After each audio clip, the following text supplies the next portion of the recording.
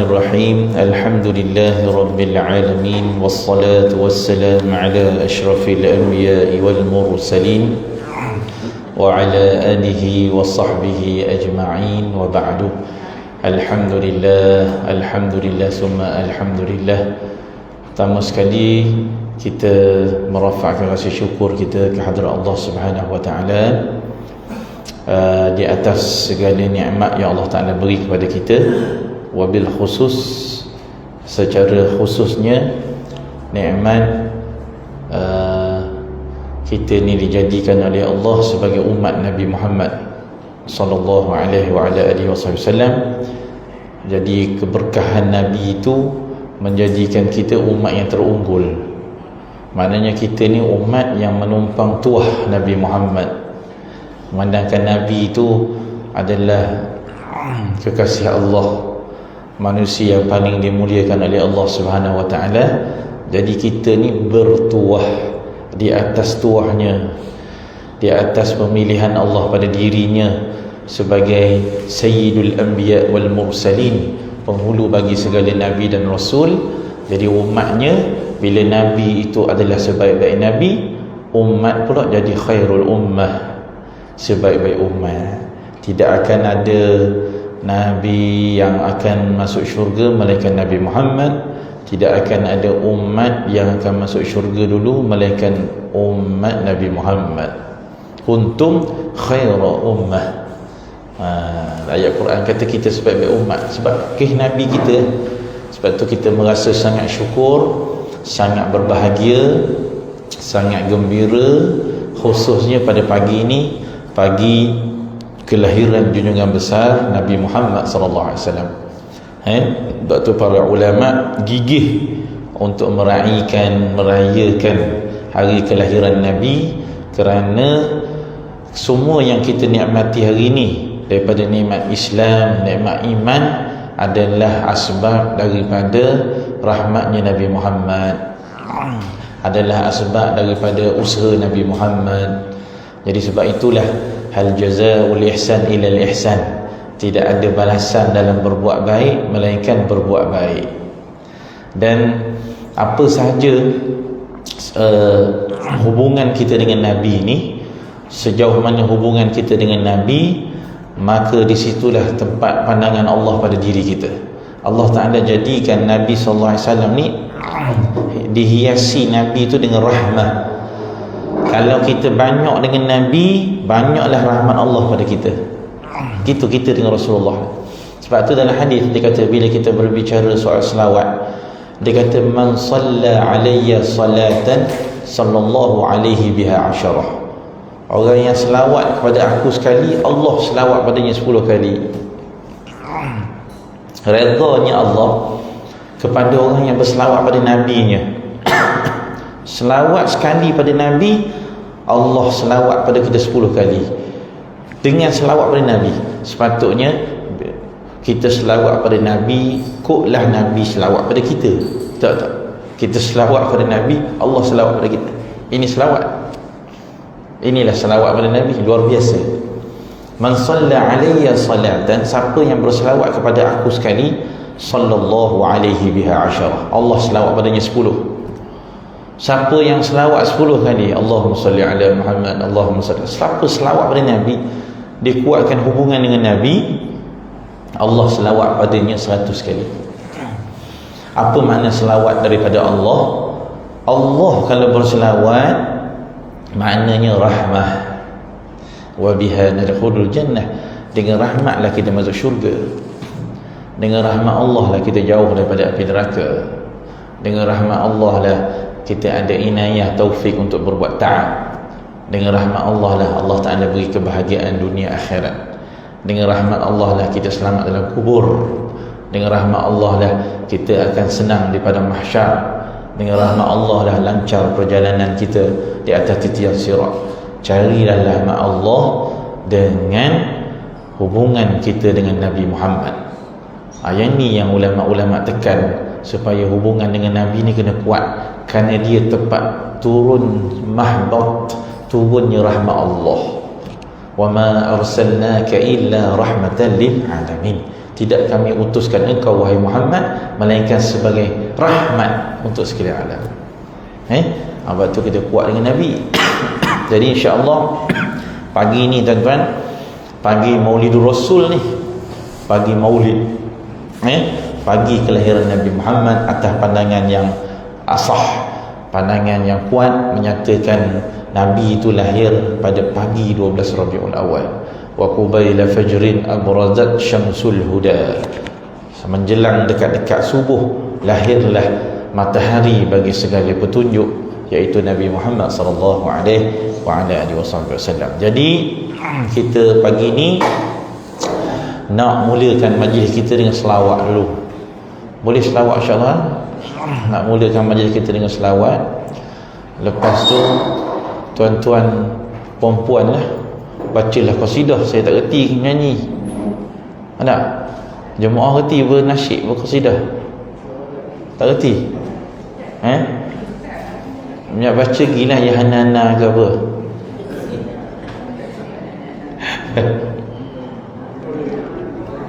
Menzahirkan kegembiraan, menzahirkan syukur ni atas kelahiran Nabi.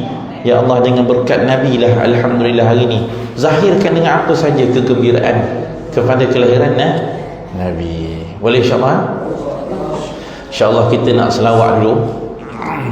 Kita nak selawat dulu.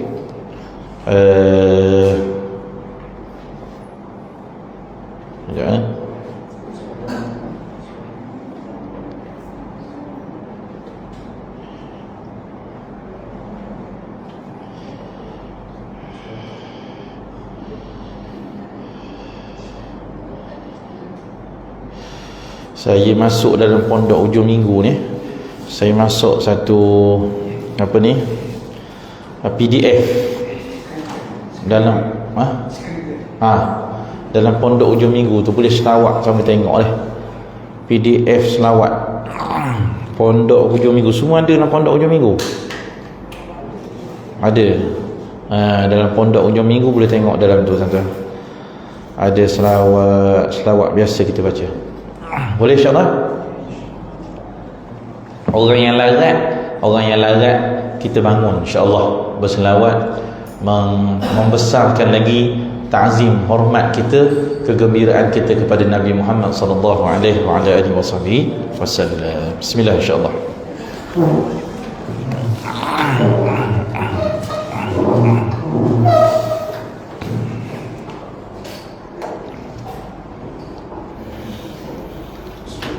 Allahumma salli wa sallim wa barik ala sallallahu ala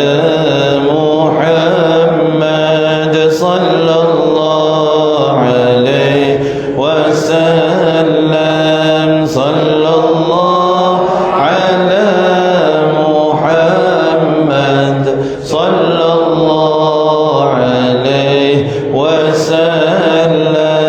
Ya Nabi salam alaika, ya Rasul salam alaika, ya Habib salam alaika, salawatullah alaika, sallallahu ala Muhammad sallallahu alaihi wasallam,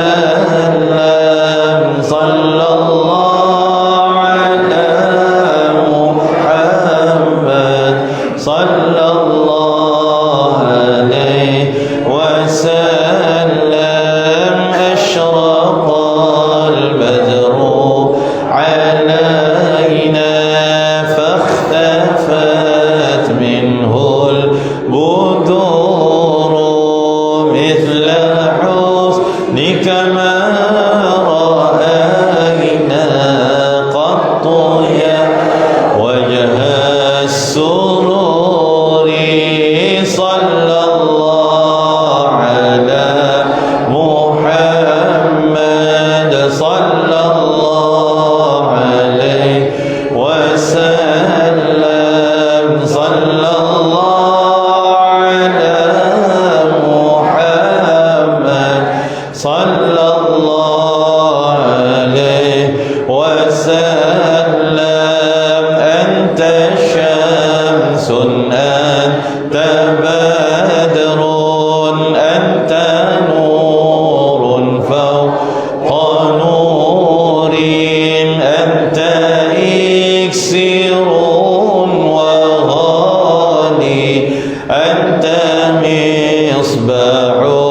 الصدور صلى الله على محمد صلى الله عليه وسلم صلى الله على محمد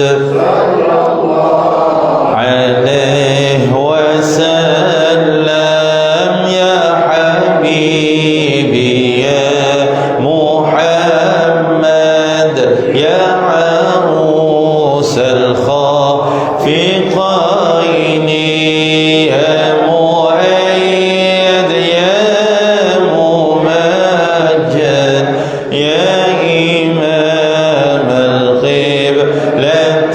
القبلتين صلى الله على محمد صلى الله عليه وسلم صلى الله على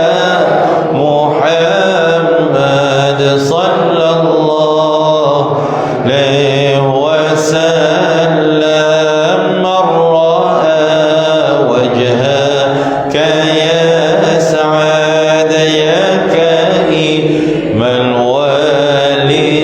الوالدين حوضك الصافي المبارك وردنا يوم النشور صلى الله محمد صلى الله عليه وسلم صلى الله على محمد صلى الله عليه وسلم ما رأى إن العيسى حنت بالسرى إلا إليك والغمام قد أضلت والملا صلوا عليك صلى الله على محمد صلى الله عليه وسلم صلى الله على محمد صلى الله عليه وسلم عليم السر وأخفى مستجيب الدعوات ربي ارحمنا جميعا بجميع الصالحات صلى الله محمد صلى الله وسلم صلى الله على محمد صلى الله عليه وسلم وصلاة الله على أحمد عد الدرير سطوري أحمد الهدي محمد وجه المنير صلى الله على محمد صلى الله عليه وسلم صلى الله على محمد صلى الله عليه وسلم اللهم صل وسلم وبارك عليه وعلى آله. تفضلوا بسم الله.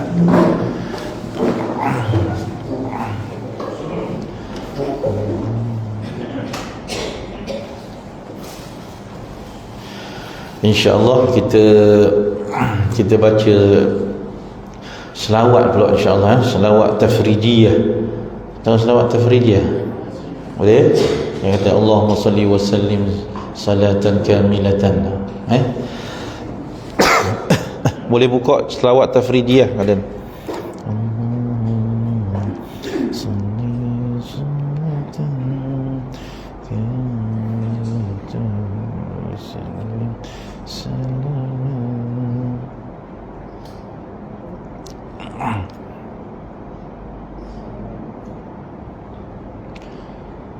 Okey, saya cuba hantar dalam grup.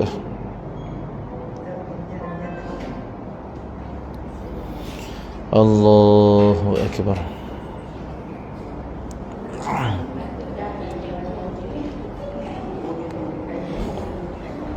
Okey, boleh kita baca selawat tafridiyah. Selawat insya-Allah. Allahumma salli.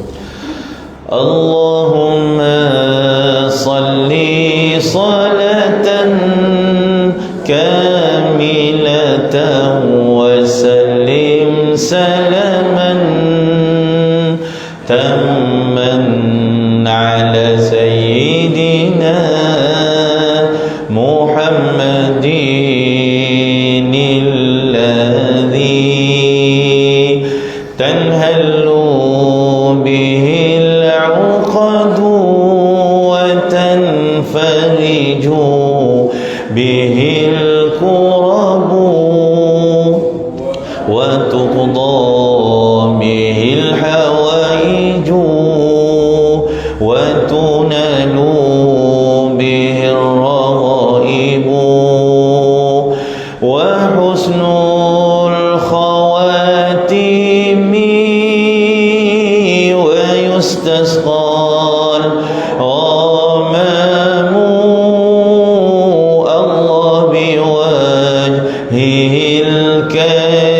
الكريم وعلى آله وصحبه في كل لمحة ونفس بعدد كل معلوم لك اللهم صل صلاة كاملة وسلم سلاما تاما على سيدنا محمد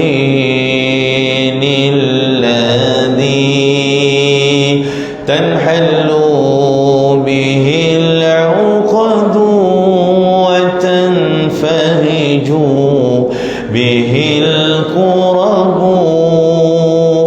وتقضى به الهوائج وتنال به الرغائب وحسن الخواتيم ويستسقى الغمام الله بوجهه الكريم وعلى آله وصحبه في كل لمحة ونفس بعدد كل معلوم لك اللهم صل صلاة كاملة سلاما تاما على سيدنا محمد الذي تنحل به العقد وتنفرج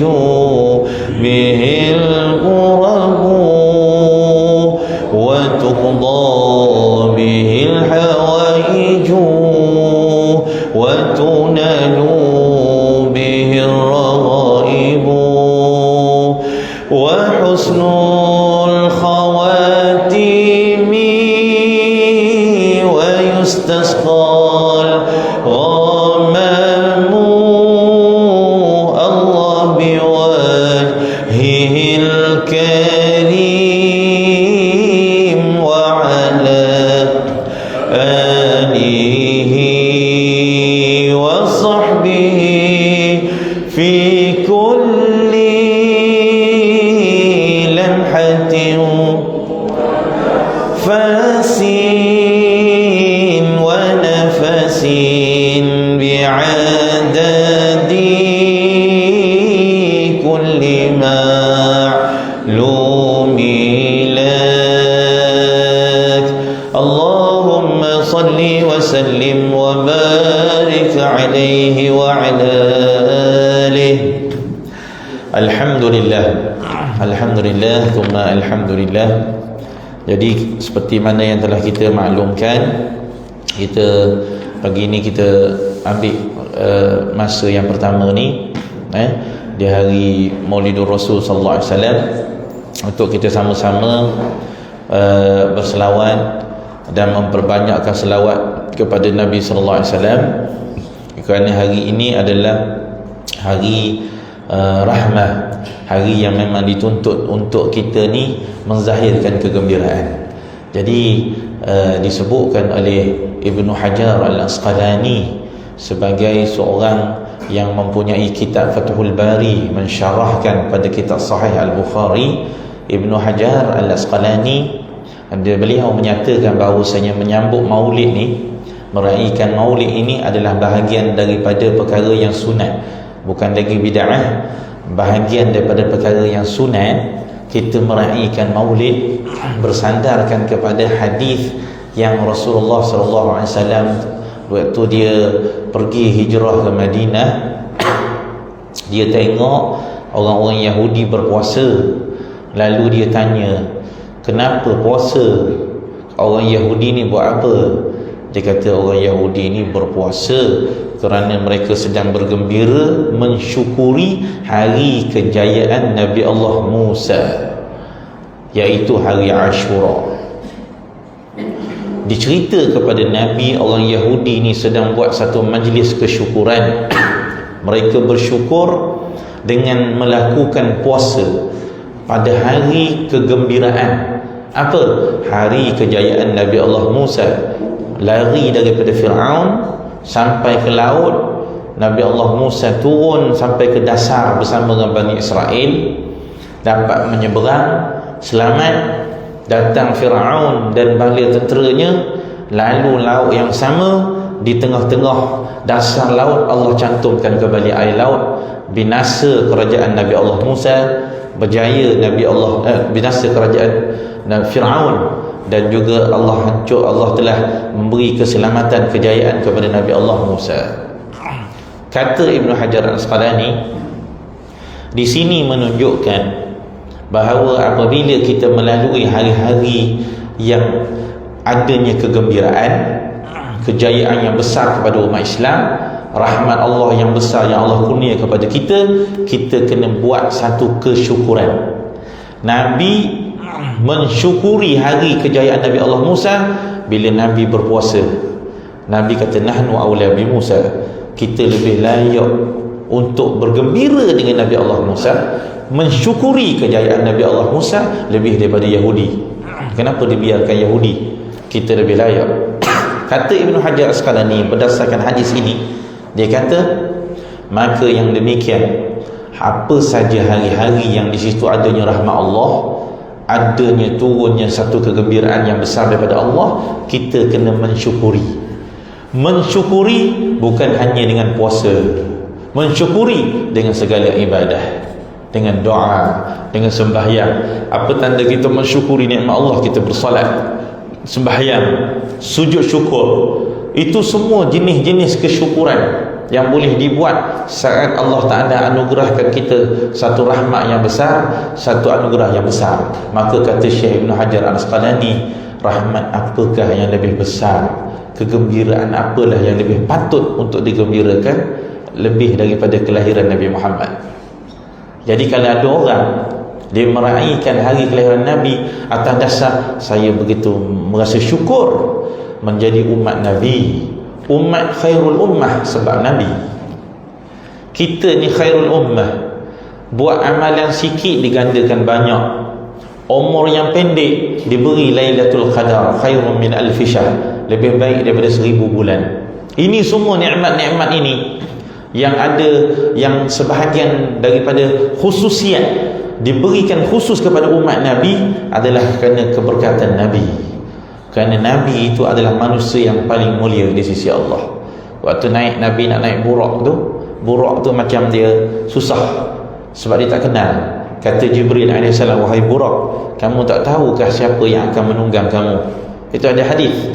Lalu yang akan menunggang kamu ini adalah semulia-mulia makhluk Allah. Kata Jibril kepada Burak, barulah Burak telah tundukkan tengkuknya dan lipatkan dia punya lututnya supaya mudah dinaiki oleh Nabi Muhammad.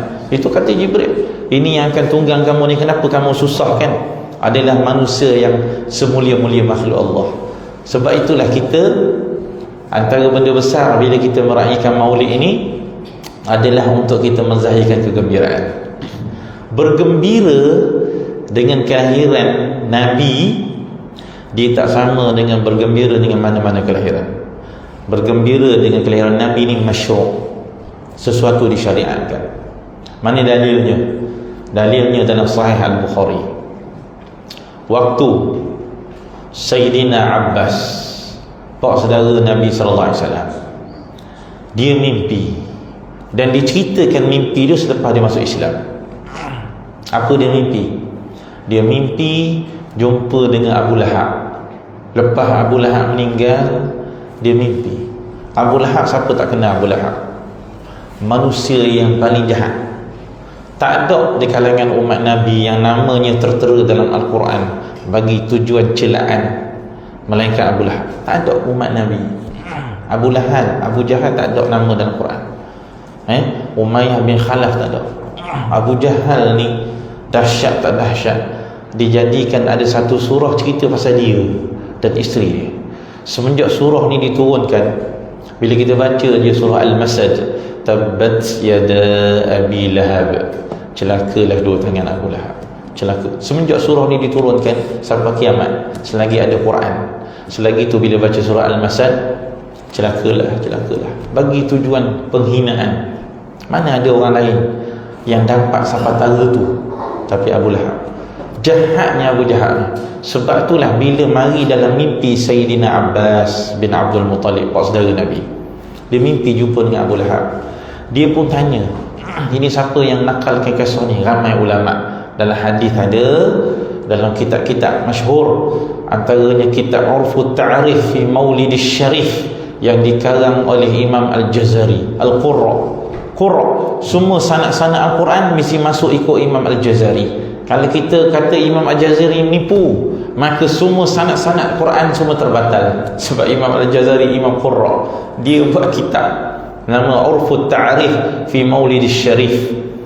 Dia kata memang ada dinakalkan bahawa saat Sayyidina Abbas ni mimpi jumpa dengan Abu Lahab. Dia pun tanya, sebab dia tahu Abu Lahab ni jahat. Dia nak tahulah. Dia kata, ma fa'alallahu bika ya Aba Lahab, wahai Abu Lahab, Allah Ta'ala buat apa pada kau? Apa Allah Ta'ala telah lakukan pada engkau, wahai Abu Lahab? Dalam mimpi itu Abu Lahab kata, wallahi, demi Allah aku diazab.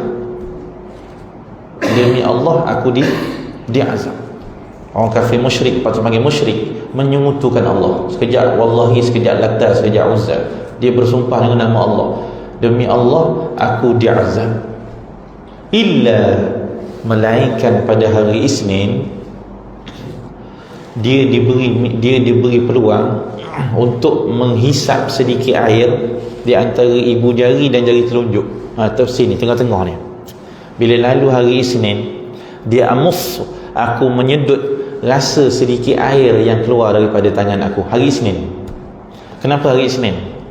Abu Lahab kata, kerana pada hari Isnin itulah aku bergembira dengan kelahiran Muhammad. Walhal dia tak beriman dengan Nabi, tuan-tuan. Dia gembira dengan kelahiran Nabi Muhammad. Dia dia pada pagi Sayyidatina Aminah nak melahirkan Rasulullah, dia pergi hantar hamba dia nama At-Tuwaibah. Tuwaibah ni hamba kepada Abu Lahab. Yang nak beranak itu adik ipar dia. Dia adik-beradik Abu Lahab dengan Abdullah bin Abdul Muttalib. Tak ada suami kerana suami meninggal. Dia ni Abu Lahab atas dasar kekeluargaan, bukan atas dasar Islam. Pergi hantar hamba dia supaya hamba dia menemani Aminah. Bila Sayyidatina Aminah lahirkan Nabi Muhammad, dan bayi itu bayi lelaki, Thuwaibah ni cepat-cepat berlari untuk mengkhabarkan berita gembira kepada Abu Lahab, tuan dia, yang menjadi kebanggaan orang Arab ketika itu. Kalau lahir daripada keturunan dia bayi lelaki, dia nak kata tu je. Dia pergi jumpa Abu Lahab, wahai Abu Lahab, bergembiralah kamu kerana Aminah baru melahirkan anak lelaki. Maknanya daripada keturunan dia lah, anak adik dia. Maka ketika tu Abu Lahab ni gembira. Dia gembira dengan kelahiran, walaupun dia tak beriman pun. Dia gembira dengan berita kelahiran. Dia bebaskan Suhaibah tu. Dia kata, Suhaibah, memandangkan engkau yang beritahu berita gembira ini, aku bebaskan engkau. Dia terus merdekakan Suhaibah. Kata Abu Lahab, yang setiap hari Isnin aku diringankan azab sebab aku gembira kelahiran Muhammad dengan membebaskan hamba tadi.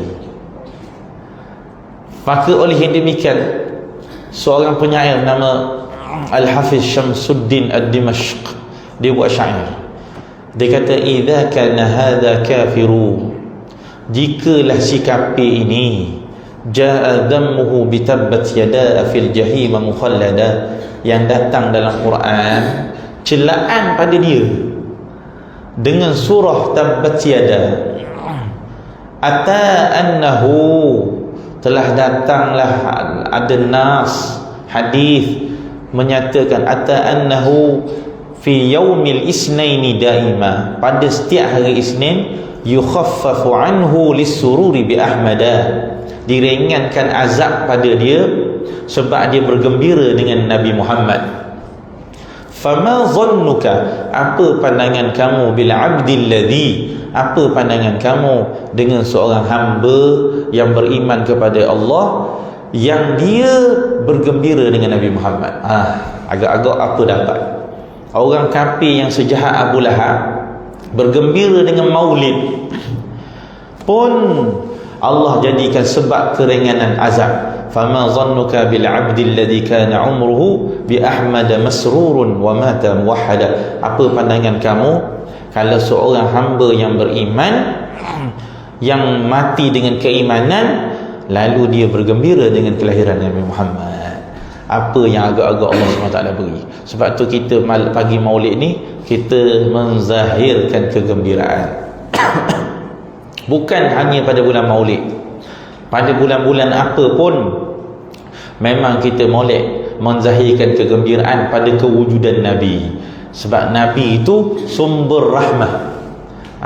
Kata dalam kitab Asy-Syifa, Imam Al-Qadhi Iyad menakalkan daripada Syekh Abu Bakar bin Tahir, dia kata, zayyanallah Muhammadan bizinatir rahmah, Allah menghiaskan Muhammad ini dengan perhiasan rahmah. Memang Allah hiaskan dia dengan rahmah, kasih sayang Allah duduk pada dia. Lalu dikatakan wafi syama'ilihi, pada akhlak-akhlak Nabi, wasifati, sifat-sifat Nabi, kepribadian Nabi, rahmah atas sekalian makhluk. Faman asabahu syai'in min rahmah, siapa yang terkena sedikit daripada rahmat Nabi, orang yang kuat dengan Nabi, maka orang itu akan berjaya di dunia dan di akhirat daripada segala perkara yang tidak baik. Siapa kena sikit daripada rahmat Nabi Muhammad. Sebab tu kita ni bersungguh-sungguh, satu tadi untuk melahirkan kegembiraan. Kegembiraan pada Nabi tak sia-sia. Tak sia-sia kegembiraan pada Nabi, kerana pada kelahiran Nabi itu ada cahaya, ada nur. Ini kata Sayyidina Abbas waktu dia lahir, dia lepas masuk Islam, dia kata, sebenarnya aku ni wahai Muhammad, kalau ikut nak masuk Islam waktu mu lahir lagi. Dia kata anta lamma wulidta, dalam hadis dia baca syair depan Nabi, anta lamma wulidta asyraqatil ard wa dha'at, asyraqat telah menjadi bercahayalah bumi ini, wa dha'at dan bersinar-sinar, bin nurikal ufuqu dengan cahaya engkau ni seluruh petala langit ini, seluruh pelosok dunia ini bercahaya. Wa nahnu fi dhalika dhiya wan nur, dan kami, kata Sayyidina Abah, dalam cahaya kamu itu, dalam nur kamu itu, wasubulur rasyad, dan jalan petunjuk kamu itu, nakhtari, di situlah kami berjalan, di situlah kami berjalan di atas bumi ini dengan cahayamu wahai Muhammad. Sebab itu yang pertama. Yang kedua tuan-tuan, atas dasar al-hub, kasih. Kenapa kita sibukkan diri kita dengan Nabi Muhammad, meraihkan Nabi, berselawat kepada Nabi, ada sirah selawat yang khusus, memuji madaih, membaca qasidah? Kerana cinta. Cinta kepada Nabi ni pula tuan-tuan adalah satu benda yang dituntut oleh syarak. Cinta pada Nabi tak sama macam cinta pada orang lain. Allah Ta'ala jadikan cinta pada Nabi ni tanda kesempurnaan iman. La yu'minu ahadukum, tidak sempurna iman salah seorang kamu, hatta akuna ahabba ilaih, sehingga aku menjadi yang kau paling cinta. Bayang, Nabi kata tak sempurna iman salah seorang kamu sehingga orang tu dia boleh cinta kepada Nabi lebih daripada cinta dia kepada ibu bapa dia, min walidih, daripada ibu bapa dia. Kita semua sayang pada mak ayah kita. Macam mana lah, jangan bayanglah sayang kita pada mak ayah kita. Tapi Nabi suruh kita sayang pada dia, tanda kesempurnaan iman lebih daripada kasih kita pada mak ayah kita. Kalau tidak, iman kita tak sempurna. Beriman tapi tak sempurna. Sayang kepada Nabi lebih daripada kasih kita min walidih wa waladih, dan anak. Siapa tak sayang pada anak? Tuan-tuan, anak, Masya Allah, apa saja yang kena pada anak, maka ibu akan terasa.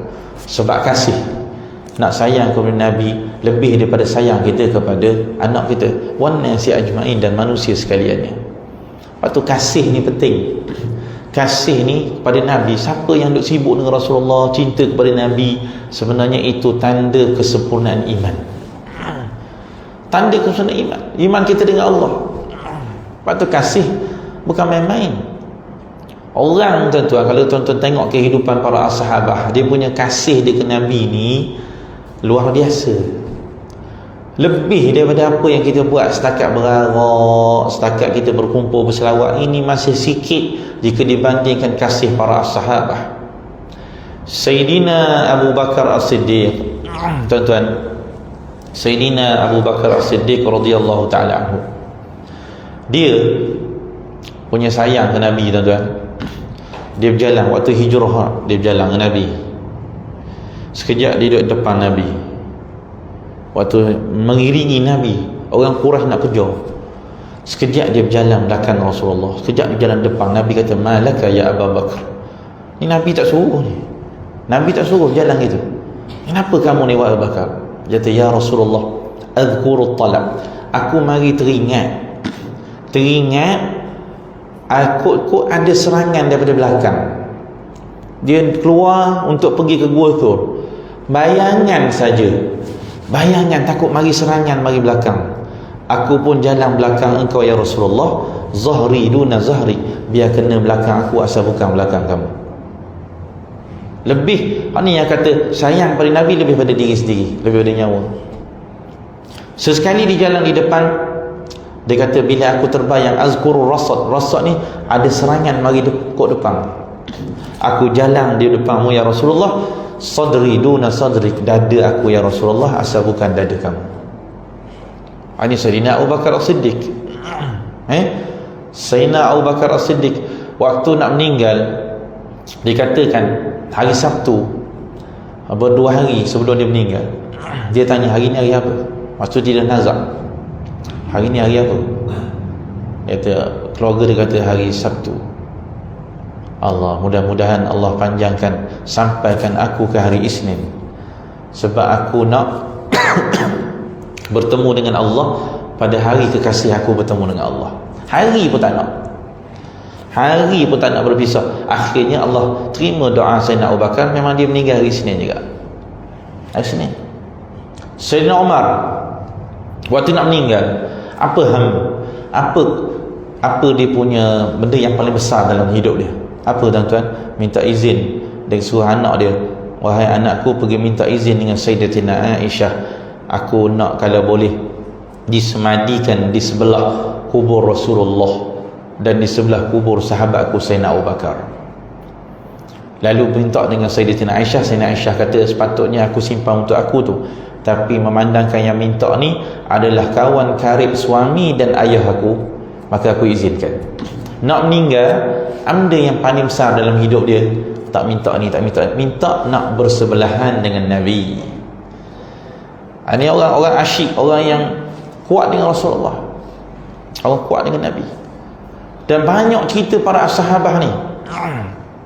Cerita satu orang wanita, dia kata wanita Ansar, ada riwayat kata datang daripada Bani Madinah Ansar. Dia balik, dia tunggu Nabi balik daripada peperangan. Tunggu Nabi. Ada kata peperangan Badar. Tunggu. Datanglah nampak orang Islam berbalik. Dia pun tanya, aina Rasulullah? Mana Nabi? Lepas tu sahabat kata, Nabi molek. Okey Nabi, cuma nak beritahu, suamimu meninggal. Suamimu antara yang terkorban. Dia terus, inna lillah, aina Rasulullah? Tapi Rasulullah mana? Lalu dia khabarkan kepada dia, puan, bukan suami je meninggal, ayah puan pun syahid juga. Inna lillah, tapi aina Rasulullah? Nabi mana Nabi? Dan dia beritahu pula dua anaknya meninggal. Dia tetap mengulangi aina Rasulullah, aina Rasulullah, sehingga bila orang nampak dia duduk kelang kabut, orang pun akhirnya nampak Nabi, orang kata tu Rasulullah. Dia pergi dekat Nabi, dia keluarkan satu perkataan, kata beliau, kullu musibatin ba'daka jalal, semua musibah selain daripada engkau kecil ya Rasulullah, kecil, tak besar. Musibah engkau yang besar. Ini apa ni? Inilah kasih. Inilah kasih. Ada Nabi suruh buat sampai begitu? Tak payah suruh Nabi buat, sebab kasih itu masyru'. Kasih kepada Nabi itu sesuatu yang disyariatkan. Banyak kisah tuan-tuan, orang-orang yang kasih. Kalau kita dengar cerita orang-orang yang mutaakhir sikit, Sultan Abdul Hamid II, Khalifah Turki Uthmaniyah. Dan lepas pada tu diberi kepada Sultan Murad. Sultan Abdul Hamid ni orang yang dikatakan Masya Allah yang kuat hubungannya dengan Nabi, Sultan Abdul Hamid. Jadi dia ni ada satu hari dikatakan orang pergi jumpa menteri dia. Orang kata Sultan Abdul Hamid ni berhutang. Dia pergi jumpa menteri Sultan Abdul Hamid. Dia kata, saya nak pergi tuntut hutang dengan Sultan Abdul Hamid. Jadi menteri dia masuk dalam istana. Dia kata, tuanku, ada dekat luar lelaki kata awak, tuanku berhutang dengan dia. Jadi Sultan Abdul Hamid kata, mana ada berhutang? Tolong panggil. Orang ni masuk. Dia kata, aku ada hutang dengan kamu ke? Dia kata, ada. Macam mana? Siapa kata ada? Dia kata, semalam aku mimpi jumpa Rasulullah. Orang ni kata, sebelum aku tidur aku berdoa, minta supaya Allah selesaikan hutang dia. Dia susah. Malam dia berdoa tu, dia mimpi jumpa Nabi. Nabi beritahu, wahai lelaki, kamu pergi kepada Sultan Abdul Hamid. Dia itu beritahu pada dia, Hamiduna ni maksudnya Nabi sebut Nabi punya cinta kasih pada Sultan Abdul Hamid. Dia panggil Hamiduna maksudnya ini Hamid kita ni, Hamid kita. Kalau ada orang nama Haji Daulah mana? Haji Daulah kita lah. Itu nak menunjukkan dekat. Hamiduna, Hamid kita. Sultan Abdul Hamid lepas dia dengar Rasulullah kata apa? Rasulullah kata, pergi minta duit dengan Hamiduna. Dia bagi 100 dinar, dia bagi ke orang tadi, nak ambil. Tolong ulang balik. Nabi kata apa? Hamiduna. Nak ambil lagi. Tolong ulang sekali lagi. Nabi sebut apa? Hamiduna. Dia pun Nabi sebut nama dia. Mana orang tak suka? Kalau kita ada mimpi begitu, Nabi sebut nama kita, Hamid kita ni Hamid kami ni, dia beri. Sehingga menteri dia dah tengok dah banyak. Menteri dia kata, wahai lelaki, hutang kamu dah beres tu? Dah selesai tak lagi dengan jumlah itu? Dia kata selesai dah. Kalau selesai boleh beredar lah. Menteri dia kata, wahai tuanku, saya bukan nak halang, tapi saya takut habis harta kamu. Dia kata tak apa, aku sanggup habiskan seluruh hartaku demi mendengar perkataan Rasulullah Hamiduna. Tak apa, habis harta. Lalu dia pun berfikir, dia kata, kenapa aku bagi? Dia kata, betul, Nabi beri teguran kepada aku. Semalam aku letih, aku sibuk dengan rakyat, aku tertidur di atas meja pejabat aku, dan aku tak selawat pada Nabi. Setiap hari dia selawat, kecuali hari itu dia tak selawat. Nabi datang suruh orang minta duit dengan dia, bayar denda. Denda tak berselawat kepada Nabi Muhammad sallallahu alaihi wasallam. Ini orang yang kuat hubungan dengan Nabi, dia akan merasai hal ini. Sebab tu ini persoalan kasih.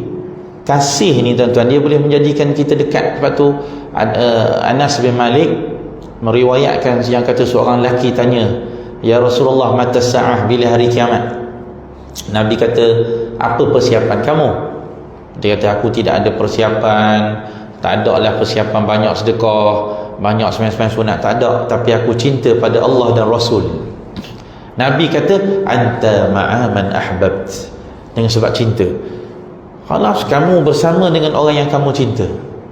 Anas bin Malik, dia punya suka bila Nabi sebut gini, dia melompat-lompat. Dia kata, Allah, aku cinta pada Sayyidina Abu Bakar, aku cinta pada Sayyidina Umar, kerana aku tak boleh beramal macam mereka, tapi aku boleh bersama dengan berkat cinta. Kita tak boleh beramal macam Nabi. Mana mungkin kita boleh beramal macam Nabi? Amalan Nabi luar biasa. Tapi ada satu jalan kita boleh bersama dengan Nabi, dengan cinta, dengan kasih. Itu orang panggil malam cinta Rasul, supaya Allah tempatkan kita bersama dengan Nabi dengan berkat cinta. Cinta, kita rajin menjadi orang yang rindu kasih pada Rasulullah. Lepas tu kita nak duduk macam tu. Kita ada satu riwayat lagi daripada Abdullah bin Mas'ud. Seorang lelaki tanya pada Rasulullah, ya Rasulullah, apa pandangan kamu seseorang yang dia cinta pada seseorang tapi dia tak pernah jumpa dengan orang tu? Cukup ke dia kasih? Kaifa taqul fi rajul ahabba qauman wa lam yalhiq bihim? Apa pandangan kamu seseorang yang dicinta pada satu kaum tapi dia tak jumpa dengan kaum itu? Nabi jawab apa? Al mar'u ma'a man ahab. Tak apa, seseorang itu bersama dengan orang yang dia cinta. Kat akhirat esok, tak dapat dunia tak apa, akhirat bersama dengan orang yang dia kasih. Sebab tu kasih ni penting. Sebab tu kita kumpul kerana kita kasihkan Nabi Muhammad sallallahu alaihi wasallam. Jadi dua, satu kegembiraan, yang kedua kerana kasih ke Nabi, kerana nak ada kebersamaan dengan Nabi Muhammad sallallahu alaihi wasallam. Dan yang ketiga, melalui hubungan kita dengan Nabi ni, kita nak dambakan syafaat. Nak syafaat. Kenapa banyak selawat? Dalam riwayat At-Tirmizi wa hassanahu, dan dia menghasankan hadis ni, aulan nasi bi yaumal qiyamah, manusia yang paling dekat dengan aku di hari kiamat. Siapa? Semua orang nak dekat dengan Nabi. Siapa? Kita yakin Nabi adalah manusia yang paling selamat kat akhirat. Nah, macam mana saya nak dekat dengan Rasulullah? Aulan nasi bi, Nabi kata, yang paling dekat, aula, utama dengan aku besok di hari kiamat, aktsaruhum alayya salah, yang paling banyak selawat. Yang paling banyak selawat. Sebab tu dalam majlis maulid, majlis selawat, daripada awal sampai akhir selawat je. Memang kena banyak khususkan selawat kepada Nabi. Selawat ni tuan-tuan amalan luar biasa. Selawat. Mana pernah kita selawat? Kita bukan selawat. Adakah kita selawat direct kepada Nabi? Dah.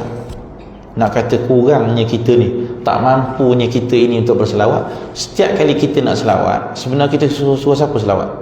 Suruh Allah. Cuba terjemah sirah selawat. Mana ada usalli, aku selawat? Dah. Macam mana cara kamu nak selawat?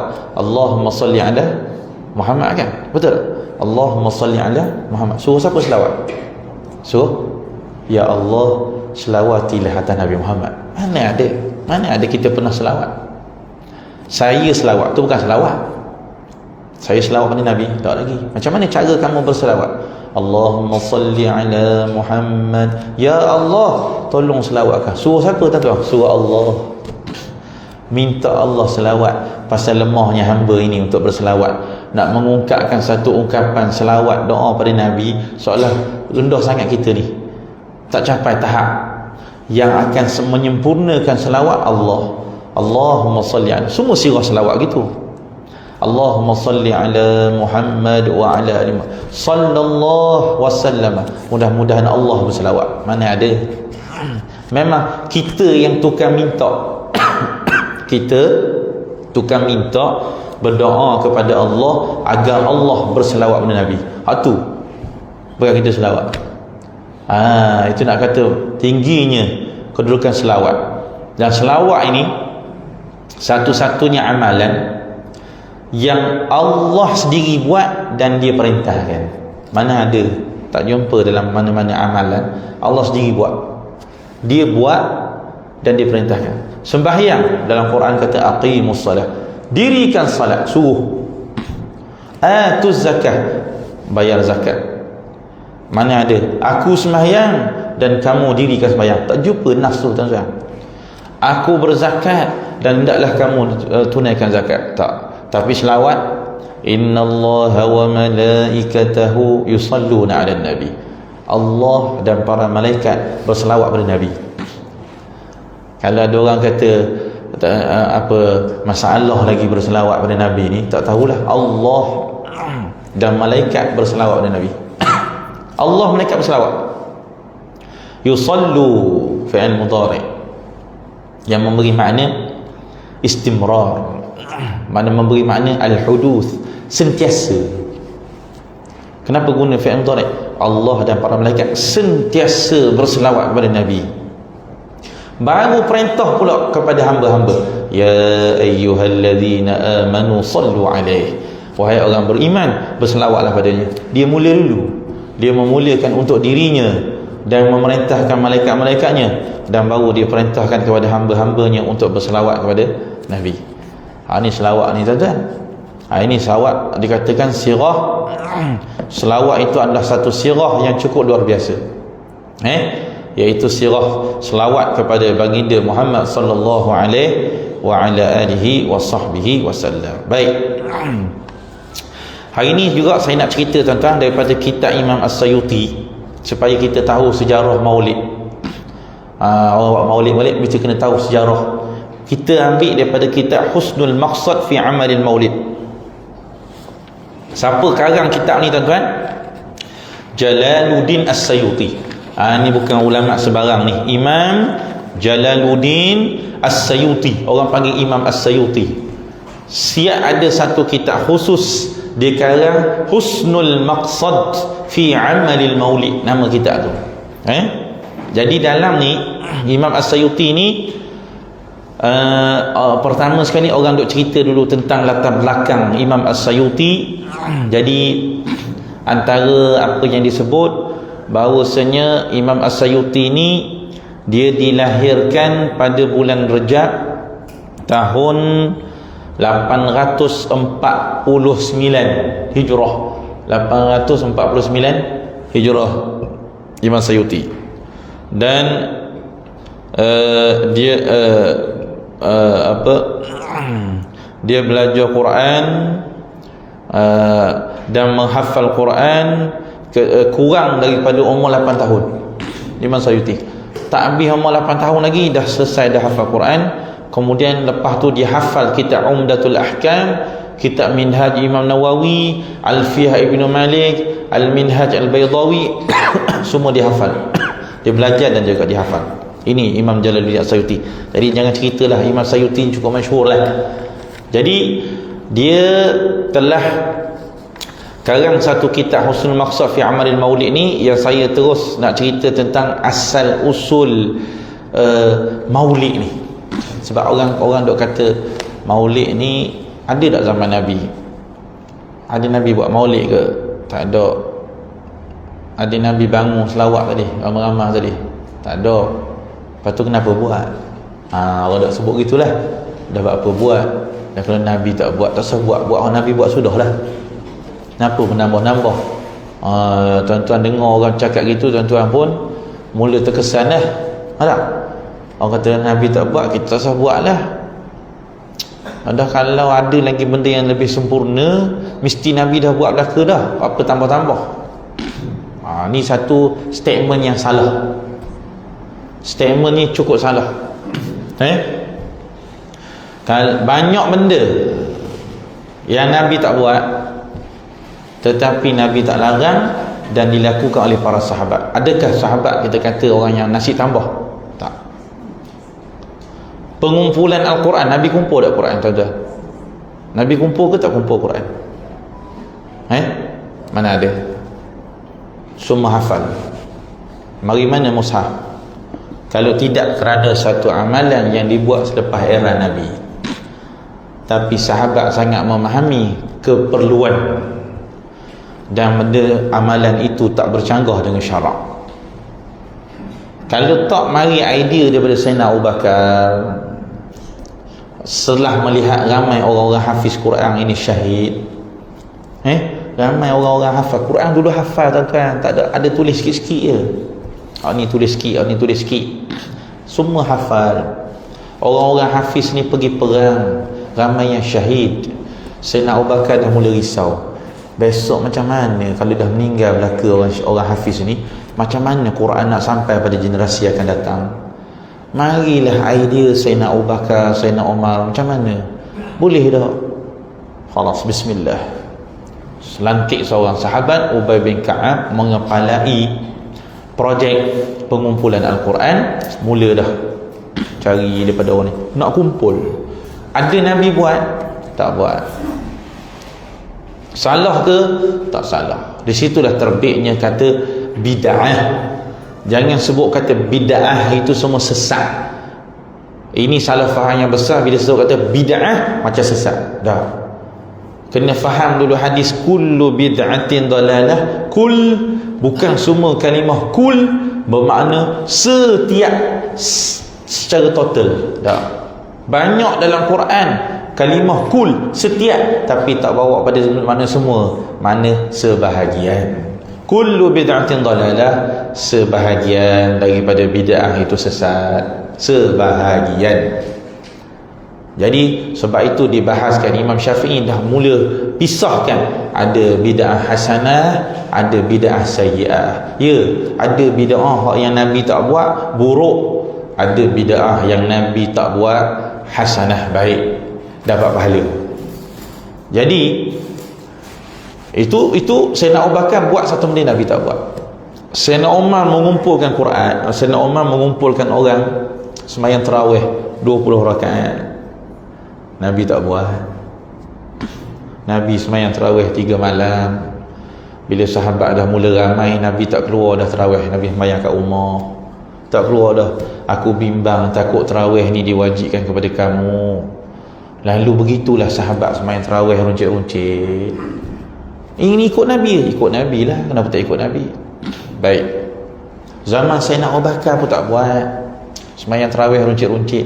Mari zaman Sayyidina Umar, Sayyidina Umar cuba menambah sesuatu benda baru dalam agama. Kalau ikut orang hari ni tak betul lah Sayyidina Umar tu.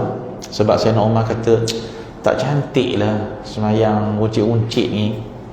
Ini setumpuk, sini setumpuk. Alangkah baiknya kita kumpul satu jemaah, berseorangkan imam saja. Wahai Ubay bin Ka'ab, kamu jadi imam, yang lain semua jadi makmum. Zaman siapa ni? Zaman Sayyidina Umar. Berani Sayyidina Umar? Kenapa tak cantik ke yang Nabi buat tu? Dah. Bukan sebab tak cantik, kemaslahatan pada ketika itu yang tak bercanggah dengan syarak. Tak ada pula nas kata Nabi larang. Lalu Sayyidina Umar pun kumpul. Esok dia mari, dia pun sebut ni'matul bid'ah hadhi, secantik-cantik bid'ah yang ni dah. Bila dia tengok orang sembahyang tarawih dengan 20 rakaat, siap ada angka lagi 20 rakaat. Sayyidina Osman memperbaharui satu benda baru dalam Islam yang tak pernah dibuat di zaman Nabi, azan Jumaat 2 kali. Berani Sayyidina Osman. Azan tu, azan ni agama. Kenapa saya cerita semua contoh-contoh agama? Sebab ada orang kata bid'ah ni dalam bab dunia tak apa, dalam bab agama yang tak boleh. Ini cerita saya ini semua bid'ah dalam bab agama. Benda-benda baharu yang dalam agama. Azan 2 kali, azan tu agama. Hari ni muamalat hari ni, muamalat Islam, perbankan Islam, ini semua agama. Boleh bid'ah lah tu. Ini pakai ini, perbankan ini, pelaburan ini. Apa Islam ke tak Islam? Islam yang kita mengaji bab muamalat ni. Muamalat Islam, kalau semua bab agama tak boleh ada pembaharuan, maka habislah, tak ada apalah agama ni. Jadi agama itu azan 2 kali dipegang oleh imam-imam mazhab. Okey, sunat azan 2 kali. Mazhab Syafi'i sunat azan 2 kali. Boleh azan. Itu atas ijtihad siapa itu? Sayyidina Osman. Berani Sayyidina Osman menambah sesuatu. Sesatlah Sayyidina Osman. Kalau ambil pegang hadis kullu bid'atin dhalalah, semua bid'ah itu sesat. Habislah Sayyidina Osman antara orang yang sesat. Sayyidina Abu Bakar antara orang yang sesat sebab buat bid'ah. Sayyidina Umar antara orang yang sesat. Sayyidina Ali memerintahkan untuk buat dibukukan, dibina satu kaedah ilmu nahwu. Tak ada zaman Nabi. Zaman Nabi tak sibuk ngaji isim mufrad, jamak taksir, jamak muannas salim, fi'il mudhari', tak ngaji. Tak ada. Ini ilmu apa ini? Tak ada masalah, sebab ilmu ni membuka ruang untuk dapat memahami Quran dengan lebih jelas. Kefahaman bahasa Arab sahabat tak sama dengan orang yang datang selepas sahabat. Perlu bantuan ilmu nahwu. Ilmu nahwu semua bid'ah. Nahwu secara khusus Nabi cakap nahwu dah. Ilmu yang membahagikan semualah, ilmu falak ke ilmu apa, semua bid'ah ke. Nabi tahu, memang Nabi ajar, tapi ada tak disilibuskan? Tak ada. Jadi banyaklah dalam bab agama. Jadi samalah dalam bab amalan maulid ni. Kata Syekh Imam As-Sayuti, dia sebut dulu, di sisi aku, kata Imam Sayuti, asal pada maulid ini dikata, iaitu menghimpunkan orang, macam kita sekarang ya, himpunkan orang, wa qiraah, membaca sedikit daripada ayat Quran. Tuan-tuan kalau hadir majlis maulid, mula-mula sekali baca Quran. Okey. Wa riwayatul akhbar, kemudian membaca akhbar, hak rawi-rawi tu. Rawi itu sebenarnya kalau terjemah pada bahasa Melayu, cerita tentang perjalanan hidup Nabi. Baca Quran boleh tak? Boleh. Selawat boleh? Boleh. Cerita sirah Nabi boleh tak? Boleh. 3 dah boleh. Lepas tu habis itu pula ada buat makan pula. Macam kita sekejap lagi ada makan. Boleh makan? Boleh makan? Ke haram? Boleh makan, boleh. Okey, 4 dah. Tak ada apa tambah. Kata apa Imam Sayuti, huwal minal bid'ah hasanah. Itu nampak dah perkumpulan. Berkumpul, dalam perkumpulan tadi ada selawat, ada baca Quran, ada bentuk perkumpulan itu bid'ah. Isi dia semua disyariatkan, maka itu dinamakan bid'ah hasanah, yang diberi pahala bagi orang yang melakukannya, kerana di dalam semua bentuk itu dikata semua kelakuan dalam itu adalah mengagungkan Nabi Muhammad sallallahu alaihi wasallam, wa izharul farah, menzahirkan kegembiraan, wastibsyar, dan merasa sangat bahagia dengan kelahiran Nabi. Ini siapa sebut ni? Imam As-Sayuti. Wa awwalu man, siapa orang pertama yang mula membuat amalan maulid? Memang tak ada zaman Nabi. Bid'ah kan kita cerita. Jangan itu kadang ketelanjuran. Sayyid Abu Hurairah buat maulid, tak ada. Muaz bin Jabal tak mungkin. Sebab bid'ah. Orang pertama yang mengadakan maulid dalam bentuk kumpulkan orang, mari kita baca sirah Nabi, mari kita selawat, mari. Siapa? Sahibul Irbil, Raja Irbil. Irbil ni kat mana tuan-tuan? Kat Iraq. Sahibul Irbil ni dia orang pertama yang buat maulid. Namanya Sultan Malik Muzaffar.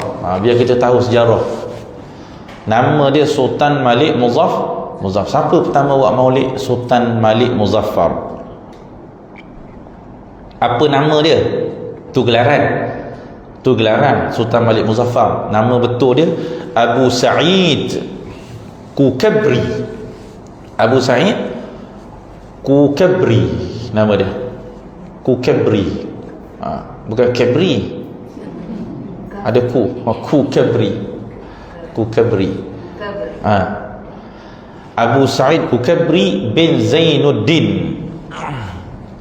Ini nama dia.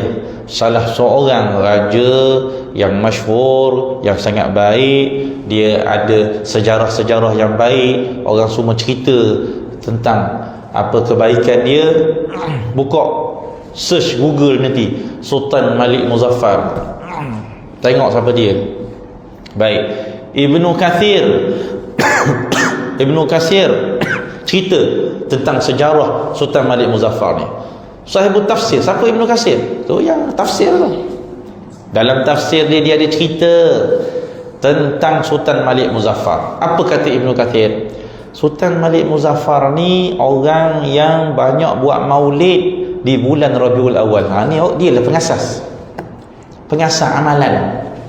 Dia buat maulid di bulan Rabiul Awal dan dia buat ihtifal, dia buat keperayaan. Macam kita ni lah, berarak begini, buat majlis maulid, ini berselawat, buat kerajaan, buat bendera, buat silat, semua nak menzahirkan kepada dia yang buat dulu.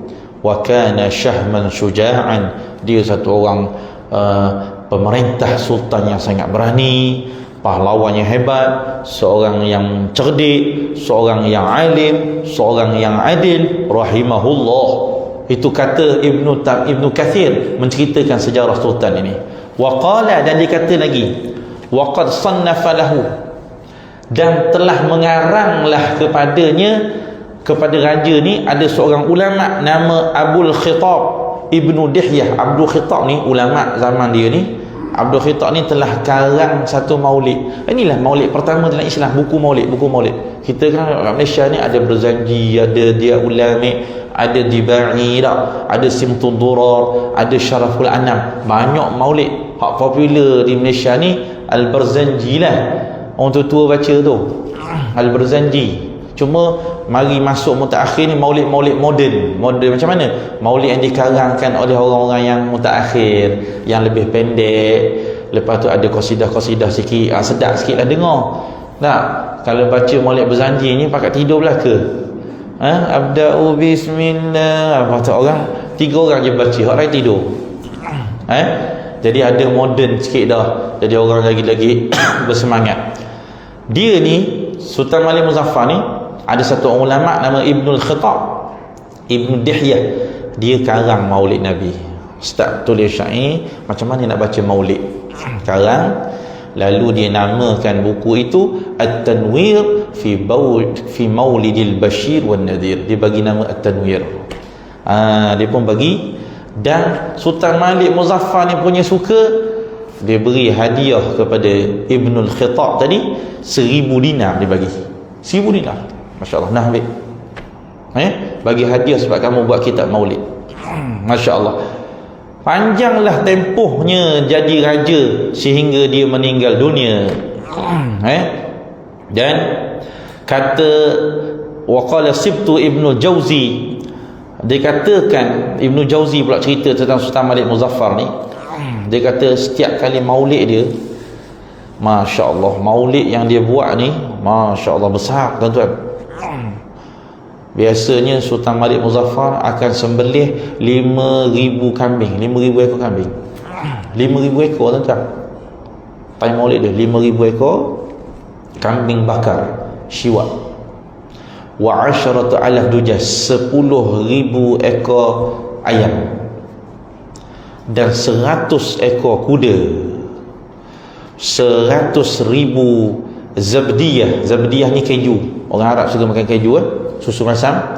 Wa 30,000 mangkuk ataupun dulang daripada halawiyat, manisan-manisan. Ni kita buat maulid pagi ni, kita tunggu sekejap lagi berapa ribu ekor kambing. Sultan Malik Muzaffar 5,000 ekor kambing tuan-tuan. Kita takkan tak dapat 2 ekor ke? Orang dia belanja untuk maulid Nabi. Untuk maulid Nabi, bismillah. Tetapi cerdiknya Sultan Malik Muzaffar ni, walaupun dia orang alim, dia setiap kali dia buat maulid, dia akan panggil semua ulama-ulama hadir. Apa tujuan dia tuan-tuan? Bila ulama-ulama hadir, dia nak tengok ada tak ulama yang mengingkari amalan maulid. Bila tak ada ulama mengingkari, semua ulama hadir, zaman itu hadir, semua tengok okey, berarti di situ pensyariatan maulid dah jadi satu ijma', kesepakatan para ulama. Bila dah ijma' kata sumber hukum ni kan mari daripada Al-Quran, mari daripada hadis, yang ketiga mari daripada ijma'.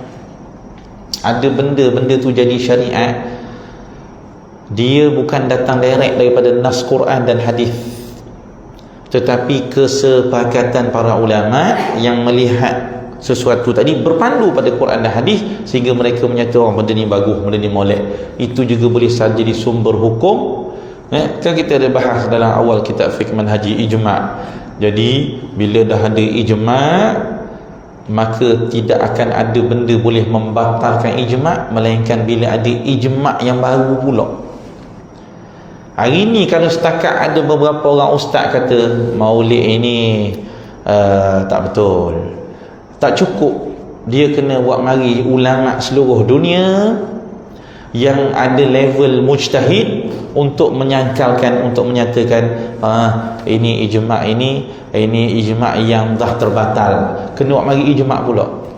Kalau tak buat mari ijma', kekal hukum itu apa yang telah diasaskan oleh Sultan Malik Muzaffar. Sudah cerita amalan maulid ni, di situlah ulama mengarang. Ramai kata Syekh Mustafa An-Nadawi, ulama hadis banyak karang kitab maulid. Ulama hadis ke, ulama sufi. Maulid Al-Barzanji ni mufti Mekah zaman dia, Syekh Ja'far Al-Barzanji nama. Al-Barzanji itu Syekh Ja'far Al-Barzanji. Al-Barzanji, Barzanji itu nama kabilah dia lah. Nama dia Ja'far Al-Barzanji. Cuma dapat ke kita Barzanji itu jadi bahasa Melayu pula. Jom kita berzanji Barzanji pula nama orang. Contoh kalau ada orang Melayu tak buat nama dia Abdul Rahman, dia buat satu amalan, lama-lama esok jom kita berAbdul Rahman sekejap. Maknanya Barzanji itu nama kabilah dia. Akhirnya jadi nama satu perkataan, satu ayat dia buat. Ramai ulama bukan sikit lah, ada maulid sendiri. Ada maulid Al-Imam Al-Busiri, ada maulid dia. Semua ada maulid. Sekarang kitab maulid sendiri untuk memuji Nabi. Jadi berasal usul kan daripada Sultan Malik Muzaffar ini. Nampak? Jadi ini kitab sejarah-sejarah ini tuan-tuan adalah yang ditulis oleh Imam As-Sayuti rahimahullah subhanahu wa ta'ala. Jadi itu cara ulama mengambil satu pendekatan, macam mana cara nak kuatkan hubungan kita dengan Nabi, supaya ulama ini dapat umat Islam ni dapat kasih pada Rasulullah, dan seterusnya bila dia kasih pada Rasulullah, dia menjadi manusia yang paling kuat untuk ikut Nabi. Maksudnya iqtidak, bukan kasih saja, tetapi iqtidak ini, ikut ni, dia tak akan datang dengan sempurna, melainkan adanya sulaman kasih. Maksudnya bila kita kasih pada seorang, kita akan rasa sungguh-sungguh untuk menjejaki jejak langkah orang itu. Itu asal dia. Beza tuan-tuan, orang beramal kasih tak ada, beramal dengan Islam cinta tak ada. Dia akan jadi ada satu orang lelaki nama apa, Zul apa tu, lupa dah, ada seorang lelaki zaman Nabi, dahi hitam, pakai jubah dia separas paras lutut, sunnah lah, tapi tak ada mahabbah. Dia pergi dekat Nabi, dia kata, wahai Muhammad, kamu tak adil ni dalam pembahagian kamu. Nabi masa tu tengah duk bahagi kurma, tengah bagi, dia mari, ini orang yang kuat mengikut ni. Ada orang kuat, kononnya dia yang paling beramal dengan sunnah, kononnya dia yang paling beramal dengan Islam, tapi dia tidak ada adab dengan Nabi. Dia pergi, orang zaman macam ni dah ada sifat di zaman Nabi. Dia kata, wahai Muhammad, tak adil ni kamu bahagi ni. Nabi kata, astagfirullah, kalau aku tak adil, siapa lagi yang adil? Nabi kata, kalau aku tak adil, siapa lagi adil? Dia pun lari. Nabi kata, daripada keturunan orang ni akan lahir di akhir zaman, menyebabkan Islam ni terpecah jadi dua puak. Siapa? Qabilah, maksudnya orang yang ada sifat seperti sifat itu. Semua orang tak betul, dia seorang je betul. Contoh tu akan menyebabkan berlaku perpecahan dalam masyarakat. Bila ada sifat gini, orang kononnya kuat, baca Qurannya hebat, hadisnya hebat, sikit-sikit hadis, tapi sebenarnya dia tidak ada hub, tak ada kasih pada Nabi. Sebab tu orang-orang ini kadang-kadang berani mengeluarkan fatwa kerana sebab tidak ada hadis, dia kata mak ayah Nabi dalam neraka. Kalau kita tak tergamak nak kata mak ayah Nabi dalam neraka, hatta ada hadis pun dibahaskan, ditakwilkan kerana terdapat nas-nas. Tak nak. Cuba orang kata mak ayah kita dalam neraka pun kita terasa. Apatah lagi nak menyatakan mak ayah Nabi ni bila dia masuk Islam, tak masuk dah, neraka. Ada tuan-tuan orang tergamak untuk menjadikan mak ayah Rasulullah dalam neraka. Ini orang yang kuat berpegang dengan hadis tapi tanpa kasih. Kasih ni lain, ini cinta yang kita pupuk ni. Cinta. Cinta ni yang menyebabkan seorang tu dia akan buat, masya-Allah, dia akan buat hal, kadang hal tu tak payah ada dalam nas pun, selagi tak bercampur syarak. Hal cinta, hal orang kasih. Anas bin Malik kalau dia nak baca hadis, dia mandi pakai minyak wangi, buat wangian. Kenapa ni? Kalau mata pelajaran lain tak beria gini, sebab aku menghormati hadis Rasulullah. Sebab gitu. Ada seorang anak murid dia melihat dia Imam Ahmad bin Hanbal cerita dia kena sengat. Anas bin Malik, Imam Malik ni kena sengat waktu baca hadis, kena sengat, muka dia dah pucat, sengatan kala jengking, pucat. Lalu dia tak berhentikan. Kenapa kamu? Aku segan untuk memutuskan bacaan hadis Rasulullah. Ini hal hal orang asyik, orang yang dia kasihkan Nabi SAW. InsyaAllah kita berhenti dulu situ.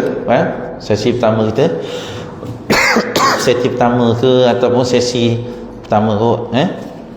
Kalau ada kekuatan kita sambung lagi. Kalau tak ada, hari ni saya bagi cuti lah. Tengok keadaan hari ni kan hari cuti. Ada? Kau balik nak selawat ke? Dia tak boleh banyak-banyak, takut overdose. Wallahu ta'ala a'lamu bis-shawab.